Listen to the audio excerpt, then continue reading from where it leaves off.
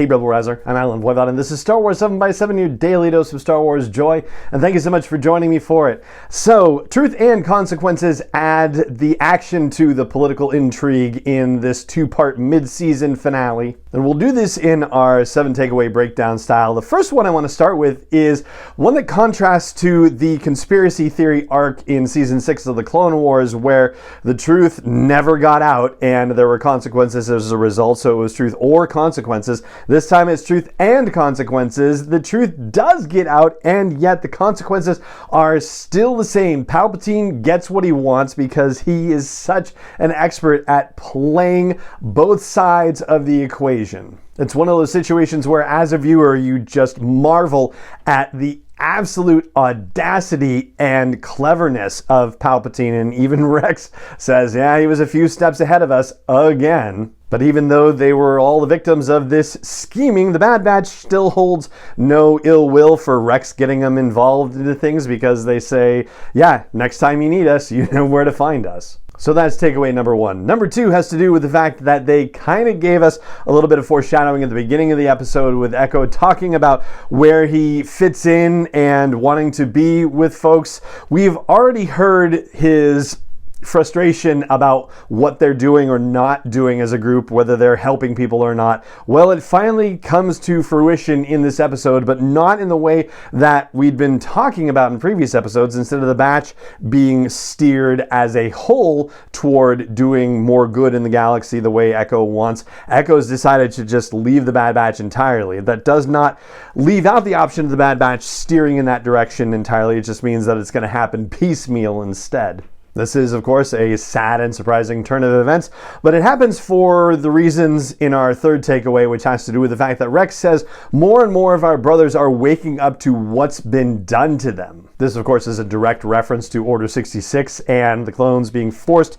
to obey that command because of the chips that were put into their heads, and Rex says that he can't turn his back on them, and this is the kind of help that Echo wants to be doing. So that's why Echo goes along for the ride with Rex. But that's not the only danger to the clones. For a fourth takeaway, I want to flag something that was kind of presented as a throwaway line. When the Bad Batch arrive on Coruscant and Rex shows them the body of the clone and says that the clone's identifying number was wiped, Tech responds by saying that he didn't believe that was even possible. So they can be stripped of their identity for all intents and purposes, and this Clone X actually could have also been manipulated in the same way that Crosshair was manipulated while he still had the chip in him, or just going the other way entirely, they could have their identities wiped and then be decommissioned, as the term is presented in the Senate, as if they were just another, armored vehicle or something like that, just a piece of machinery. And the other threat is our fifth takeaway. It's presented a bit more menacingly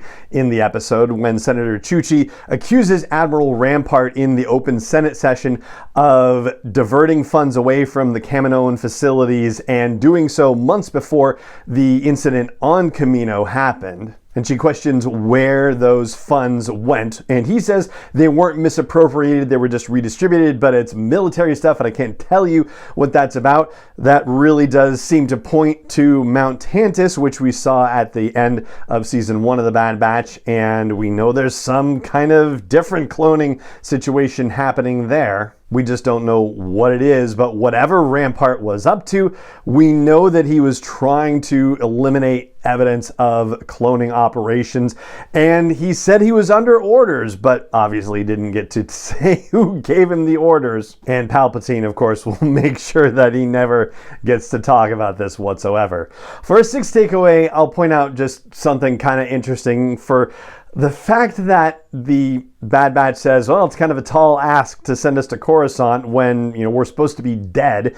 The fact that they let Omega just walk around the Senate with Senator Chuchi and be out in the open where she meets Admiral Rampart, right? Who, I should go back and watch. I don't know whether he's met her before. I feel like he's seen her before. But even if not, the fact that she's just let loose walking around Coruscant without any problem whatsoever, when Hunter was like, we shouldn't be going to Coruscant, it's risky. And then to reveal to that disgraced Kaminoan senator that Omega is also a clone. Yeah, I'm not really sure why they're so cavalier with that sometimes. And for our seventh and final takeaway, more of a fun fact one as usual, that's Jamila McMillan, who's the voice of Senator Butoni, and that's fun because she played that role in the Clone Wars, so it's great to have her back. And of course, speaking of having people back, Ian McDiarmid returns to reprise his role as Emperor Palpatine / Darth Sidious, which is always tremendous fun.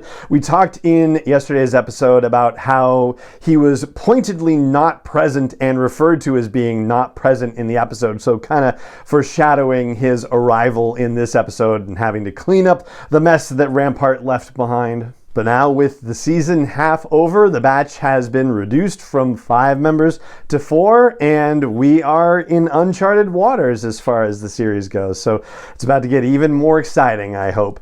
And that's what I've got for you for Truth and Consequences, which is season 2, episode 8 of The Bad Batch. And that is going to do it for this episode of the show. It just remains for me to say thank you so much for joining me for it, as always. And may the Force be with you wherever in the world you may be. 7 is not endorsed or sponsored yet by Lucasfilm Limited, Disney, or 20th Century Fox, and is intended for entertainment and information purposes only. Star Wars, the Star Wars logo, all names and pictures of Star Wars characters, vehicles, and any other Star Wars related items are registered trademarks and/or copyrights of Lucasfilm Limited, or their respective trademark and copyright holders. May the Force be with them. All original content is copyright 2021 by Star Wars 7x7. We hope you love it.